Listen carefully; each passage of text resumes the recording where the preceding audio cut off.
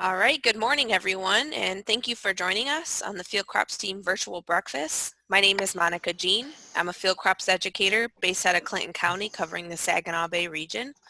And today we have a presentation from one of our specialists, Kurt Steinke, and then of course we're going to also have our second part, which is the weather update.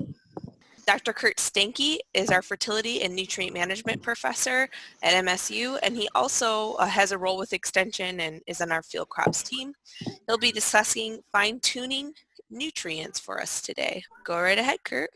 Thank you, Monica. Good morning, everybody. Hope everyone is having a good day thus far. I'm not going to have too much discussion today on how to deal with cold and snow. We'll save that for the last 10 minutes of our chat session this morning. But I wanted to keep this short and sweet and focus on 5 take-home nutrient-focused messages at the start of the season. And I say 5, I'm going to cover 6 because I've been at this long enough, and I know if I throw a number out there, many people add on 20% to whatever I say. So I figure I'm going to use that and go over at least 6 focused messages for the coming season. And some of this applies to whether you have plants in the ground, slightly emerged already, and or whether you have seed still sitting in the shop in the bag. One big thing that I always like to emphasize and let growers and agronomists know the difference between biomass versus yield. Do not confuse a plant biomass response with a grain yield response. I see this done all the time. Many times we're driving by a field in your truck at 40 miles an hour and you can see one half the field looks like X and the other half the field looks like Y. But, I want to throw a couple pictures up on the screen, looking at, trying to demonstrate this response of a biomass versus a yield response. So you can see here, I pulled 6 or 7 corn samples last season, anywhere from 0 all the way up to 300 pounds of N, between about V4 and V6 or V8, depending on the N rate. So I always like to put this out there, and ask people whether you think this was a biomass or a yield response come the end of the season. Well, in this case, looking at what we have right here, this turned into an actual yield response. So you can see between that about 150 and 200 units of N, that's where that optimal N rate was in 2019 in this specific field for this specific location. Here we have the same thing, looking at some dry bean N responses across the field. Again, you can see on the bottom, we're looking at anywhere between 0 and 150 units of N. You can see this tremendous growth response all the way up to about 90 units or so. Then it sloughs off a little bit at 120 and picks up at 150. And again, you can see visually what this looks like. What do you think? You think it was a biomass or a yield response come the end of the season? Sure enough, this was a biomass response, not a yield response. We actually saw little response to N across this specific field and location. Soybeans are always the interesting crop, can be somewhat frustrating from the nutrient perspective, but here's an example looking at soys at about 60,000 seeds to the acre at R2. These were in one of our irrigated studies. You can see on the left we have a check plot where nothing was applied. On the right we have where we had a 1240-0-10-1 product applied 2x2 at planting. And looking at this at R2, what do you think we saw here? Do you think we saw biomass or yield response? Looking at those pictures, looking at biomass development, looking at stem development, etc. Sure enough, at the end of the year, it was nothing more than a biomass response. Did not see anything with regards to yield. This is one of those pictures I like to talk about. We've talked about the 5 famous words: start right to finish well. So for those of you that are still in the process of planting, don't forget your starter fertilizer at plant. On the left here, this picture has about 40 units of N in a 2x2 with a V4 side dress. On the right, we had no starter with a V4 side dress. So 175 units across the board for both the left and the right photo. What do you think we saw here? Biomass or yield response? Looking at that development here at about V6 to V8 corn. And sure enough, a yield response. We saw about 15 bushel difference by having that 40 units of N in a 2x2 with that picture on the left versus the one that did not get starter fertilizer on the right. Again, got another picture of soybeans. again, at about 60,000 seeds to the acre at R2 irrigated. Left, we have our check plot. Nothing was applied, just planted. On the right, we had that 1240-10-1 product applied in a 2x2. We had some liquid potash applied at V6, and we had a 1034-0 applied at R1. Those last two were both with Y-drop applicators. So you can see the difference in stem development, leaf development. You can see the stem diameter of the plant on the right versus the plant on the left, a definite difference. What do you think we saw? You think we saw a biomass or a yield response? And sure enough, biomass response. Even when you look at all the plant development that we saw there on the right, it did not translate to a yield response. And lastly, we'll pick on potato here a little bit. We got a potato FOSS trial. This was up in the UP, looking at about 120 units of P2O5 applied on the left versus no P2O5 applied on the right. And again, what do you think we saw? Biomass or yield response? Again, yield response. So it is variable. It's going to vary by cropping system. It's going to vary by season. It's going to vary by location, geography. It's going to be field specific. But one of the things I always want to emphasize is don't confuse this tremendous above ground plant growth response for a yield response. And it's something to really hone in on, especially when you start thinking about your bottom line going into 2020 here and where crop prices are and where fertilizer prices are. Try to hone in on that optimal N rate, figure on whether or not something like P or K is also required, or whether you can cut back in any one year. I'm going to go on to my next point here, looking at nitrogen. A couple things I wanted to focus on. One, additional nitrogen will not overcome poor management, and I can't emphasize this enough. So often we get caught into, oh, my field's not looking so hot. Throwing on an extra 30 or 40 units of N late in the season may not have any effect and may even have some negative effects. The other thing I want to emphasize here is we had a very wet harvest season last year. Some of you can probably still see the ruts through the field. Some areas of the state, the planting season is not off to a much better start. So it's one of those things, additional nitrogen will not overcome soil compaction. You have to take care of that problem itself. So additional N will not overcome poor management, compaction, wet field conditions, etc. The other thing I want to focus on is don't be so focused on avoiding nitrogen losses that we miss opportunities for yield gains. You know, this is something some growers are interested in shifting N applications to later in the season.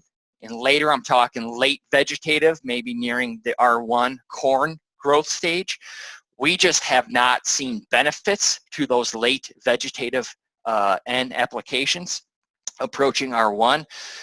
In some cases, they can be as effective as our more typical V4 to V6 citrus, but in many cases, especially in dry conditions, you miss the boat for N uptake. And we've actually seen substantial yield reductions by going with those late N applications. So yes, by delaying your N applications, you can avoid N loss conditions, but you also can miss that opportunity where N has to get in the ground, not on the ground, in the ground and into the plant. And there's a little bit of lag time there between N application and uptake and when that plant can utilize that N application. So again, you're looking at that V4 to V8 window still as an opportune time, specifically on corn, to get your N applied, at least the majority of that N applied during that window. Inhibitors, controlled release N, delayed release N, all of those products can be effective and they can limit your nitrogen losses.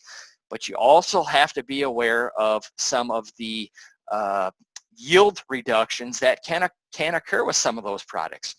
Now, a lot of those products are grouped together. Those are very different chemistries when you start talking about urease inhibitors, nitrification inhibitors, and controlled and delayed release N.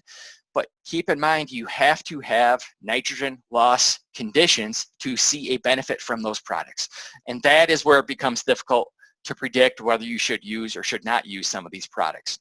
Even with something like a urease inhibitor, if you use a urease inhibitor and get a significant rainfall, like we saw on the west side of the state last week, you can actually see N reductions and move that N lower in the soil profile. So that's something to be aware of. And the last thing with nitrogen, be aware of the positional unavailability of nitrogen. We've seen this more and more in the last couple of years.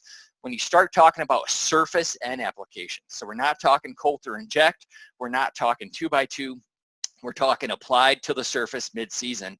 If we have dry conditions when we do this, we can actually have this positional unavailability of nitrogen, where nitrogen is applied to the soil, but you need water to move it to the plant. And we've seen these substantial periods, these multi-week periods where rain might be limited soon after a surface N application, and that N is not available to the plant. So that again is something else that will be driven by the climate patterns, but be aware of that positional unavailability of nitrogen. I throw this up there for corn growers that don't have corn in the ground yet. When you start looking at suggested N rates for corn, you know, again, we incorporate both yield and profitability. You know, if you don't care about profitability, go all the way to the left-hand side of that table and that 0.05 column and look at those N rates listed there, and those should be predominantly non-limiting to that specific corn crop. And remember, these rates are pre-season. So these are pre-season N models that we go off of. You know, if we have 8 inches of rain in June, it's probably going to adjust what we do from this specific chart or table. Number 4, number 3, I'm going to group together here, both phosphorus and potassium. 1, know your critical levels. Know where they should be, know where that soil test report is at, and whether you should or should not apply. And it's okay not to apply if it is not required. Again, so look at that critical level, look at that soil test report, and it's okay not to apply. Look at the economics. Look at the current price of P&K. Look at the current commodity prices. So consider those economics, consider the product costs, consider the application costs, know your soil test phos and soil test K levels, and consider the rotation. You know, I throw that in there. A lot of times it's better to apply some phos prior to your small grains, something like wheat, as compared to corn or soybean. But again, know those rotations and know what is uptaken and when. P&K changes will be forthcoming. You know, we have a final draft out in review and publication for the tri-state fertilizer recommendations. A couple things to be aware of. Gray phosphorus is changing to malic P. So we're going to see a couple changes with both P and K. Ammonium acetate K is changing to malic K. And again, these are extraction methods. I have a cheat sheet posted at soil.msu.edu on how to convert from Bray to malic and from ammonium acetate to malic. So be aware those numbers and those critical levels are going to change. It has nothing to do at all with the amount of P or K uptake by any of our field crops. It is simply due to extraction efficiency and some of the methods that we're switching to extract a little more P and K than previous methods. One of the other changes is the old framework, this build up, maintain, and draw down is going to change slightly.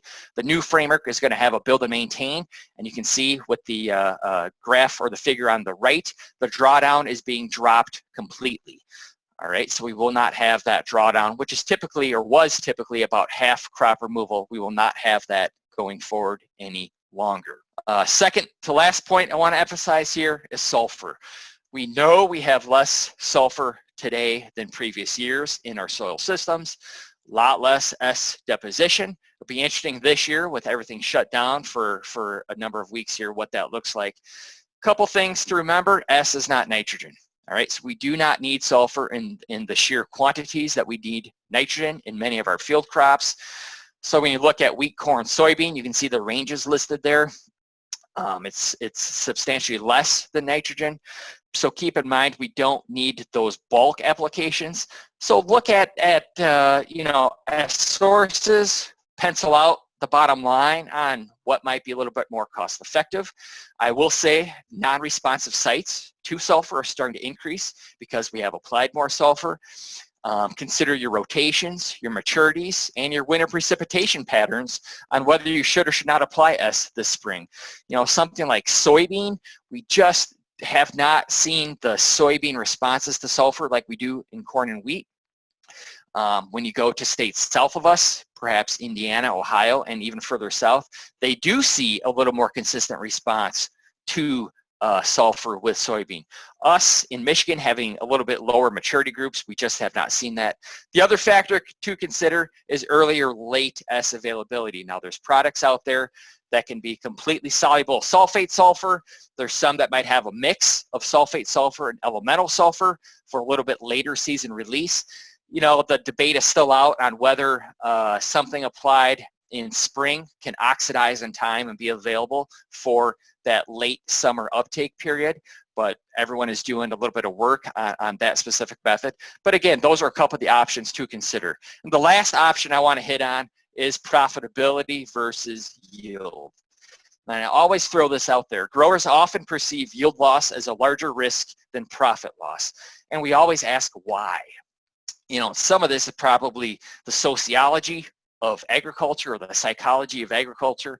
You know, if you're talking about would you rather have 182 bushel corn or 180 bushel corn, obviously people would probably rather have 182 versus 180. So we're taking something away when you start looking at not trying to maximize yield, but you really need to start taking a look at that profitability, and does that profitability pencil out in the long run?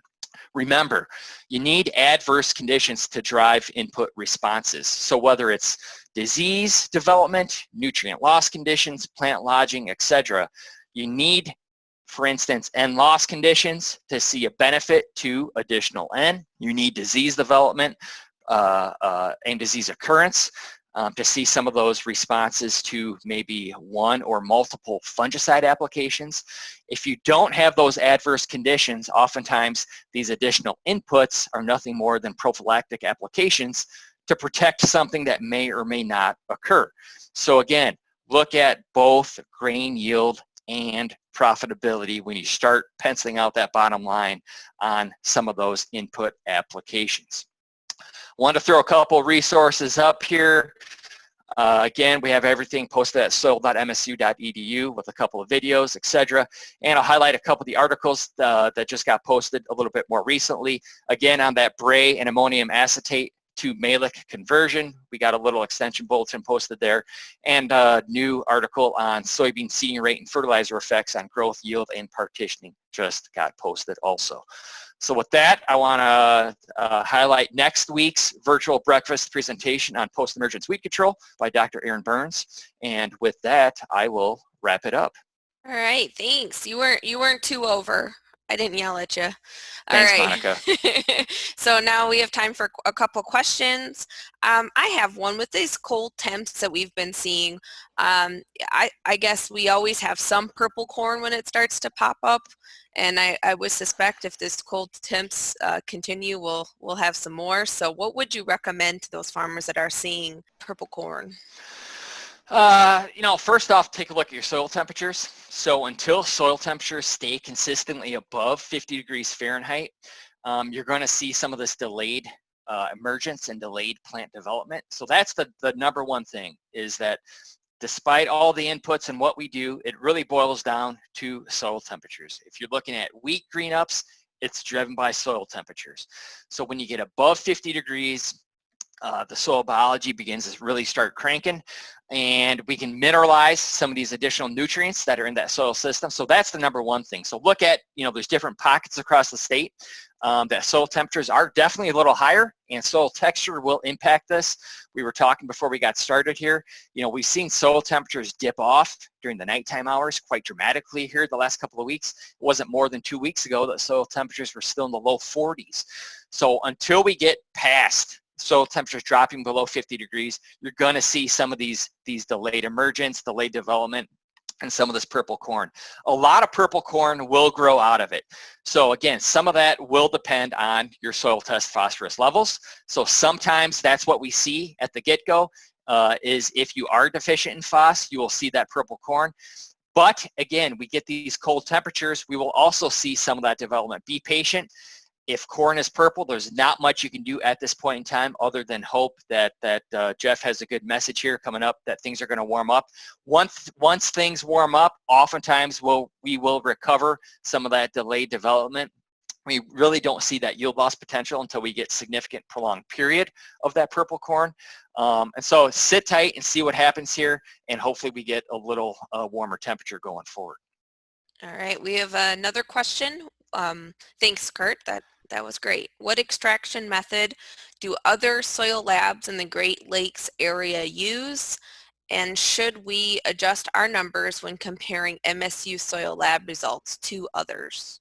Yep, so one of the big reasons why we're switching is that probably about 95%, give or take, of the soil results that come back across the state are probably with that new extraction method that we're switching to. So a lot of the private labs switched a number of years ago because they can analyze more than one nutrient with that Malic 3 extraction method.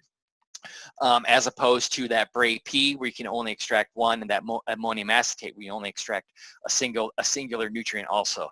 So take a look if you go with a private lab. A lot of the private labs have already switched, so we just want to change where the recommendation is for, I'll pick on phosphorus here. That phosphorus recommendation is in Bray-P. That Bray-P recommendation is going to switch to that Malic 3 recommendation. So for instance, when you look at, we have it drilled into our heads, that critical range, that critical level for corn and soybean is 15 parts per million for Bray P1. That 15 will shift to about 20 for Malic 3. When you look at that maintenance range for Bray P, we've got to known as about 15 to 30 parts per million. That will now shift to about 20 to 40 parts per million. With potassium, there's a few other updates to that, so I'll talk specifically more about that at a later date. So it's a slight shift, not a major shift, but everyone should be aware what extraction method is currently being used and what it's being reported in. So many times a result will also come back where they might have used a Malic 3, but it's reported in a Bray-P equivalent. So you want to look at that specific soil test report and see what it is actually reported in. There was some further clarification about the Malic-Bray differences.